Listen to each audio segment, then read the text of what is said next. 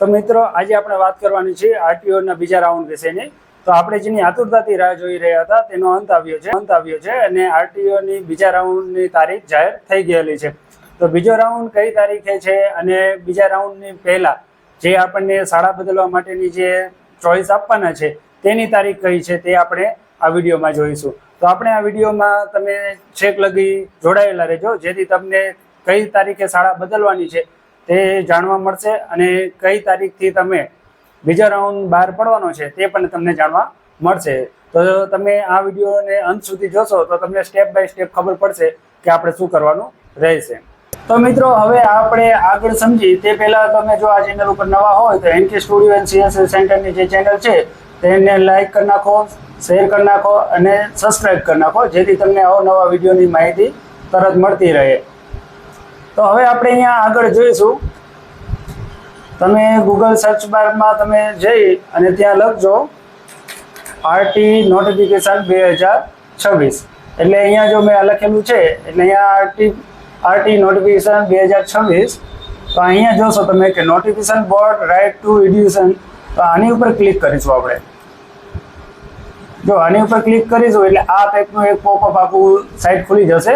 તો એમાં 20/5/2026ના રોજ આરટી હેઠળ પ્રવેશ પ્રક્રિયા માટેનો આગળનો સંભવિત કાર્યક્રમ છે તેની અહીંયા આખી પીડીએફ આપેલી છે। તો આપણે અહીંયા આ લોગિન કરશું, આની ઉપર ક્લિક કરશું એટલે આ એક પીડીએફ ખુલશે।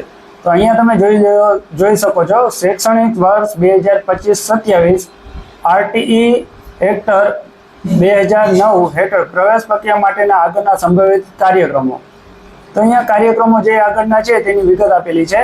તો બીજા રાઉન્ડનો પૂર્વ ખાલી જગ્યાની પુનઃ પસંદગી અરજદારની તકો, એટલે કે અહીંયા જે આપણે નિશાળો જે બદલવાની છે કે જે નિશાળમાં જગ્યા નથી અને હવે કોઈ આપણે બીજી નિશાળો સિલેક્ટ કરવાની છે, તો તેની તારીખ છે 23/5/2026 થી 25/5/2026। આ 3 દિવસના ગાળામાં આપણે જે તે સ્કૂલો છે તે બદલી લેવાની રહેશે।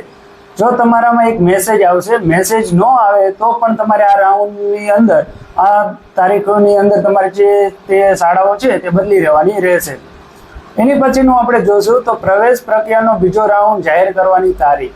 તો આનો જે બીજો રાઉન્ડ છે એની તારીખ કઈ આપેલી છે તો કે 28/5/2026 એ બીજા રાઉન્ડ માટેની તારીખ આપેલી છે અને તેની પ્રવેશ મેળવવાની છેલ્લી તારીખ છે તે 3/6/2026 છે।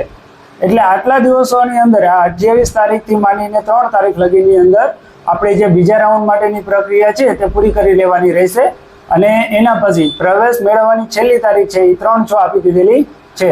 એટલે જે તેને બીજા રાઉન્ડમાં જો નામ આવી જતું હોય તો તેમને 3/6/2026 ની અંદર પ્રવેશ મેળવી લેવાનો રહેશે।